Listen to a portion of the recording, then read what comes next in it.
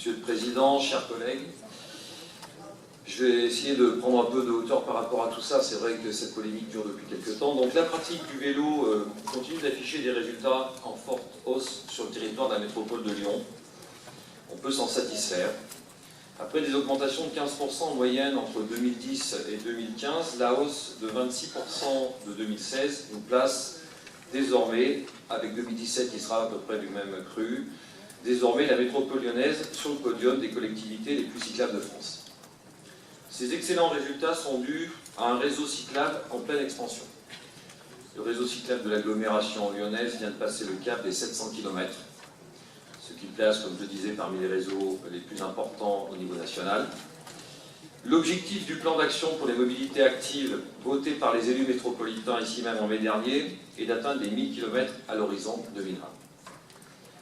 Et tous ces aménagements constituent un effort très important en termes de structure, de voirie, d'investissement, d'organisation de la collectivité et de l'ensemble des communes qui la composent. À titre d'exemple, pour reprendre le 6e arrondissement, nous sommes toujours dans une réflexion d'optimisation des parcours vélo.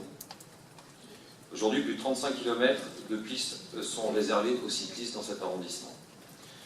Dans les zones très urbanisées, notamment sur Lyon et Villeurbanne, nous comptons des spots de 4000 à 8000 vélos par jour.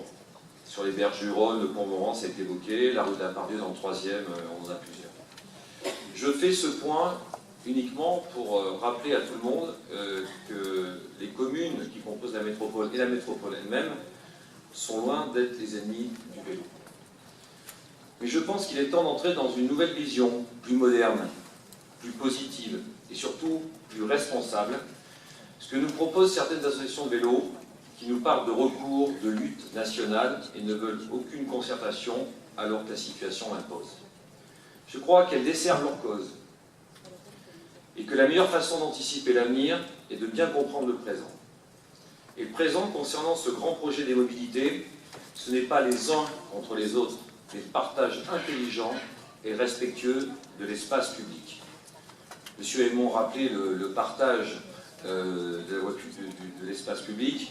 Je voudrais juste vous faire un petit rappel qui va sans doute vous montrer dans quelles contraintes nous sommes. Dans le même espace, entre deux immeubles, il faut cohabiter avec des piétons, qui représentent 35% des déplacements dans la métropole, à pied bien sûr, notamment par connexion avec les transports en commun.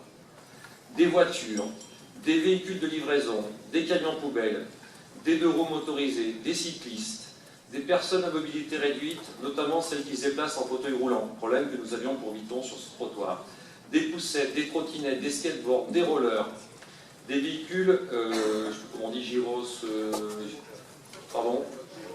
gyropode, merci. Et de nouveaux véhicules à la législation souvent floue. Alors, je ne les ai pas tous notés, Segway, Rover, Bike C1. C'est ça la vie dans une commune hyper densifiée. C'est tous ces modes de déplacement qui cohabitent. Cette nouvelle cohabitation n'est pas sans conséquence, car elle nécessite d'aménager l'espace public, mais surtout d'assurer la protection des plus vulnérables.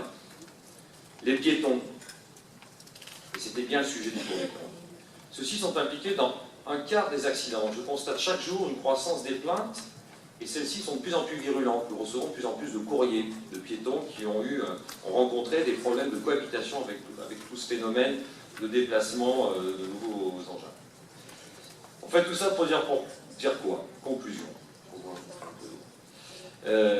Alors, j'invite les associations à nous aider, à jouer leur rôle et à, plutôt que multiplier les recours dogmatiques, à faire la promotion des bonnes pratiques que certains cyclistes ne respectent pas.